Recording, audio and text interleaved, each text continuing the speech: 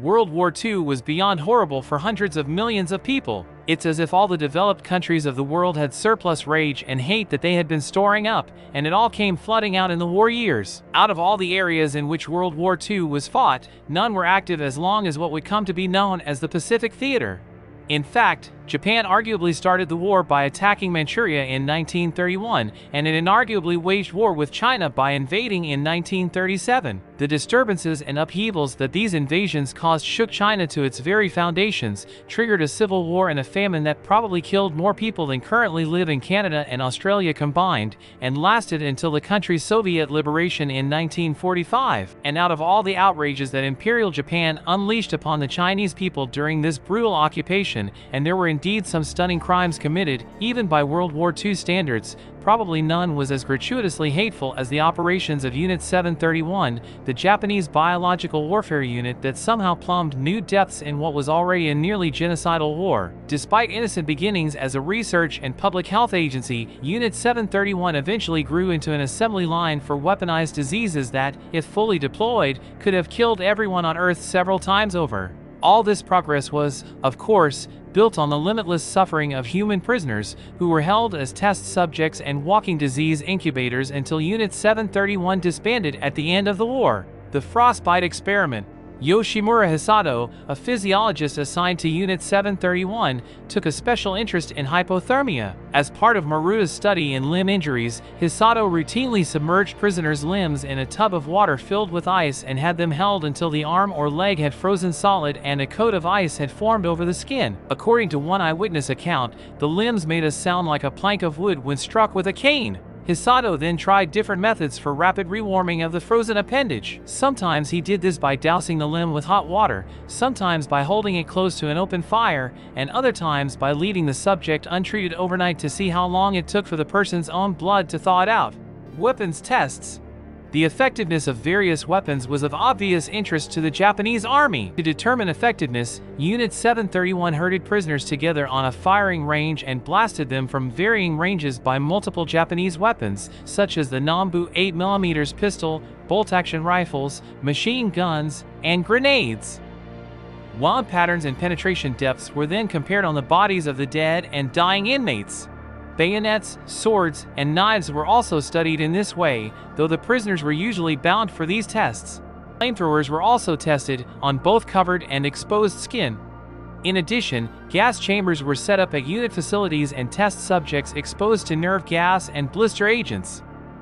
Heavy objects were dropped onto bound prisoners to study crush injuries, subjects were locked up and deprived of food and water to learn how long humans could survive without them, and victims were allowed to drink only seawater or were given injections of mismatched human or animal blood to study transfusions and the clotting process.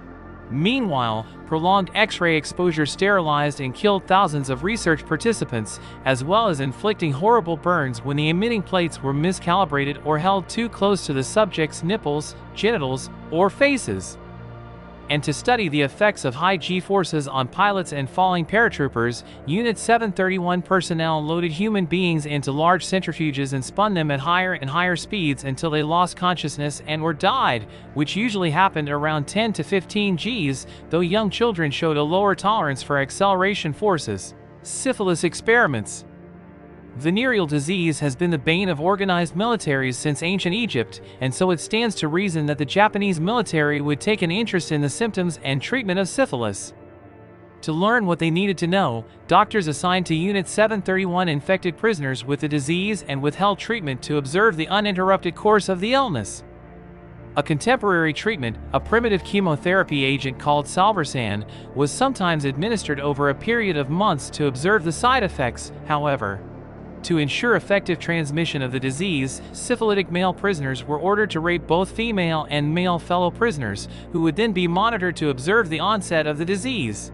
If the first exposure failed to establish infection, more rapes would be arranged until it did. Rape and forced pregnancy. Beyond just the syphilis experiments, rape became a common feature of Unit 731's experiments. For example, female prisoners of childbearing age were sometimes forcibly impregnated so that weapon and trauma experiments could be done on them. After being infected with various diseases, exposed to chemical weapons, or suffering crush injuries, bullet wounds, and shrapnel injuries, the pregnant subjects were opened up and the effects on the fetuses studied. The idea seems to have been to translate the team's findings into civilian medicine, but if Unit 731's researchers ever published these results, the papers seem not to have survived the war years. Germ warfare. The totality of Unit 731's research was in support of their larger mission, which by 1939 was to develop horrific weapons of mass destruction for use against the Chinese population and presumably American and Soviet forces, if the time ever came. To this end, Unit 731 cycled through tens of thousands of prisoners at several facilities across Manchuria, which had been occupied by Imperial forces for years. Inmates of these facilities were infected with several of the most lethal pathogens known to science, such as Yersinia pestis, which causes bubonic and pneumonic plague, and typhus, which the Japanese hoped would spread from person to person after being deployed and depopulate disputed areas. To breed the most lethal strains possible, doctors monitored patients for rapid onset of symptoms and quick progression. Prisoners who pulled through were shot, but those who got sickest fastest were bled to death on a mortuary table, and their blood was used to transfect other prisoners, the sickest of whom would themselves be bled to transfer the most virulent strain to yet another generation. One member of Unit 731 later recalled that very sick and unresisting prisoners would be laid out on the slab so a line could be inserted into their carotid artery. When most of the blood had been siphoned off and the heart was too weak to pump anymore, an officer in leather boots climbed onto the table and jumped on the victim's chest with enough force to crush the ribcage, whereupon another dollop of blood would spurt into the container. When the plague bacillus had been bred to what was felt to be a sufficiently lethal caliber, the last generation of prisoners to be infected were exposed to huge numbers of fleas, Y. pestis preferred vector of contagion. The fleas were then packed in dust and sealed inside clay bomb casings. On October 4, 1940, Japanese bombers deployed these casings, each loaded with 30,000 fleas that had each sucked blood from a dying prisoner, over the Chinese village of Suzhou. Witnesses to the raid recall a fine reddish dust settling on surfaces all over town, followed by a rash of painful flea bites that afflicted nearly everyone. From contemporary accounts, it is known that more than 2,000 civilians died of plague following this attack, and that another 1,000 or so died in nearby Yiwu after the plague was carried there by sick railway workers. Other attacks, using anthrax, killed approximately 6,000 more people in the area.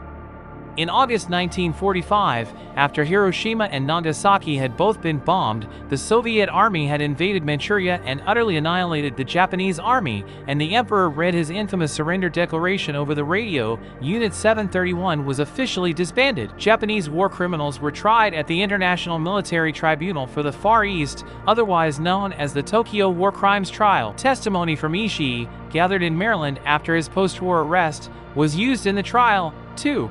But Ishii, the architect behind the Unit 731 atrocities, was never charged. He died in Tokyo in 1959, a free man.